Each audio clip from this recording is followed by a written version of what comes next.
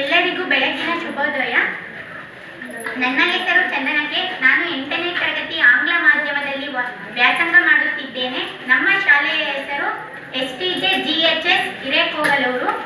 ಇವತ್ತು ನಮ್ಮ ಶಾಲೆಯಲ್ಲಿ ನಾವು ಎಲ್ಲರೂ ರಾಕೆಟ್ ಉಡಾವಣೆ ಮಾಡ್ತಾ ಇದ್ದೀವಿ. ನನ್ನ ಮಾದರಿ ಹೆಸರು ರಾಕೆಟ್. ಇಸ್ರೋ ತನ್ನ ಪ್ರಧಾನ ಕಚೇರಿಯನ್ನು ಎಲ್ಲಿ ಹೊಂದಿದೆ?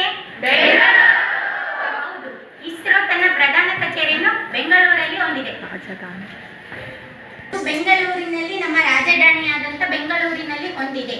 ಇಸ್ರೋದ ಮುಖ್ಯ ಉದ್ದೇಶ ಏನೆಂದರೆ, ಇಸ್ರೋ ತನ್ನ ಪ್ರಧಾನ ಕಚೇರಿಯನ್ನು ಬೆಂಗಳೂರಿನಲ್ಲಿ ಹೊಂದಿದೆ ಅಂತ ಎಲ್ರಿಗೂ ಅರ್ಥ ಆಯಿತು. ಇಸ್ರೋದ ಮುಖ್ಯ ಉದ್ದೇಶ ಏನೆಂದರೆ ಅದು ಅಂತರಿಕ್ಷ ತಂತ್ರಜ್ಞಾನ ಮತ್ತು ಭಾರತೀಯ ಬಾಹ್ಯಾಕಾಶ ಸಂಶೋಧನೆಯನ್ನು ಒಳಗೊಂಡಿರುತ್ತದೆ.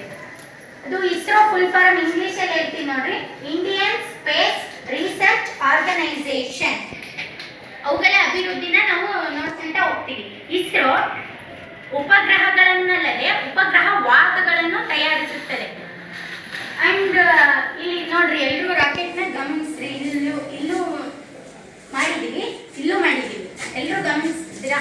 ಇಸ್ರೋ ಸಂಸ್ಥೆಯಲ್ಲಿ ಸರಿಸುಮಾರು 150 ಇಂಜಿನಿಯರ್ಸ್ಗಳು ಸೇರ್ತು ವಿಜ್ಞಾನಿಗಳು ಸಹ ಒಳಗೊಂಡಿರುತ್ತಾರೆ. ಇಸ್ರೋದ, ನಾವು ಕನ್ನಡದಲ್ಲಿ ಹೇಳ್ತೀನಿ, ಇಸ್ರೋದ ಬಾಹ್ಯಾಕಾಶ ಸಂಶೋಧನಾ ಸಂಸ್ಥೆ ಎಂತಕ್ಕಂಥದ್ದು ಇಸ್ರೋದ ಕನ್ನಡದಲ್ಲಿ ಪೂರ್ಣ ಹೆಸರು. ಯಾರಿಗಾದ್ರೂ ಏನಾದರೂ ಡೌಟ್ ಇದೆಯಾ ಇದ್ರ ಬಗ್ಗೆ, ಈ ಎಕ್ಸ್ಪ್ಲೈನ್ ಬಗ್ಗೆ? ಯಾರಿಗೂ? What is the full form of ISRO? Indian Space Research Organisation. Okay, good. ಸಿರಾ, ಇದು ಹೇಗೆ ಇದ್ರ ಉಪಯೋಗವಾಗುವಂತೆ ಅಂತ ನೋಡ್ರಿ.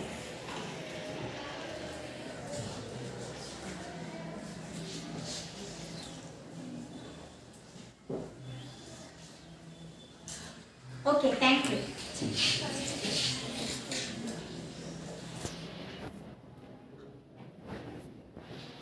ನಮ್ಮ ಶಾಲೆಯ ರಾಕೆಟ್ ಉಡಾವಣೆ ಎಲ್ರಿಗೂ ಇಷ್ಟ ಆಯ್ತಾ? Okay, thank you.